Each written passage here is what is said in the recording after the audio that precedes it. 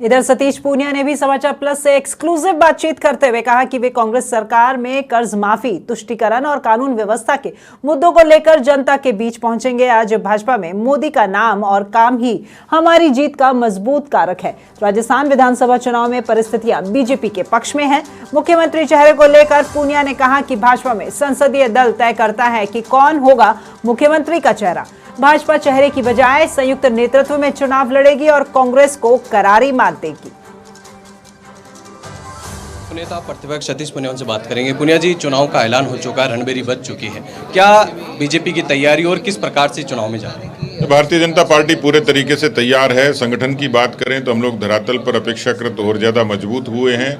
इसी तरीके से जो कुछ कोर मुद्दे जिसके आधार पर चुनाव में हम लोग जाएंगे, कर्जा माफी, बेरोजगारी, तुष्टीकरण, कानून व्यवस्था, अपराध, भ्रष्टाचार, ये तमाम मुद्दे जिसके आधार पर लोगों में एक रिजेंटमेंट है।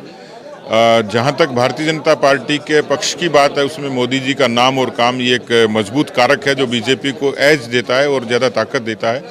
तो मुझे लगता है कि पार्टी का जो सामूहिक नेतृत्व हमारी एक अच्छी खूबी और ताकत है और हम लोग अपनी खूबी के आधार पर ही सत्ता में आना चाह रहे हैं। तो स्वाभाविक तौर पर मैं कह सकता हूं कि जो परिस्थितियां हैं वो भारतीय जनता पार्टी के पक्ष में है। एक तारीख जो चुनावी तारीख आई है 23 नवंबर, उस दिन देवउठनी एकादशी, बहुत चर्चा चल रही, सोशल मीडिया से लेकर लोगों में चर्चा है कि उस दिन बहुत ज़्यादा शादियां रहती है, लोग व्यस्त रहेंगे, वोटिंग नहीं हो पाएगी। कैसे देखते हैं इसको और क्या आप चुनाव आयोग को कोई चिट्ठी लिखेंगे तिथि को? देखिए, वही तो पार्टी को तय करना है, लेकिन सामान्य तौर पर बहुत सारी मांगलिक तिथियों पर चुनाव भी आते हैं और कुल मिलाकर भारत का मतदाता अभी परिपक्व भी हुआ है, ज़्यादा जागरूक भी हुआ है, इसलिए उसकी अपनी प्राथमिकता उसको पता है।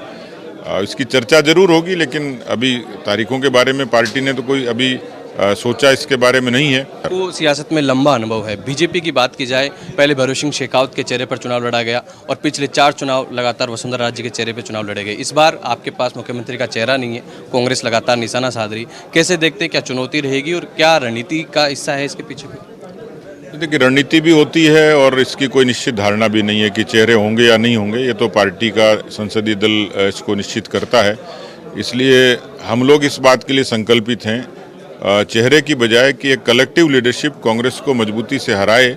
सवाल मेरा आपका, बतौर अध्यक्ष, आप अगर बात की जाए विपक्ष में आपने बहुत लंबा संघर्ष किया, कैसे देखते हैं कितनी सीटों पर बीजेपी यहाँ पर कामयाब हो पाएगी और कैसे क्या रहेगा इस चुनावी बीजेपी की भूमिका किस प्रकार की रहेगी? देखिए, मुझे तो क्योंकि हम देखेंगे कांग्रेस का और बीजेपी का इतिहास, तो कांग्रेस जब सत्ता से बाहर जाती है तो उनकी दुर्गति होती है।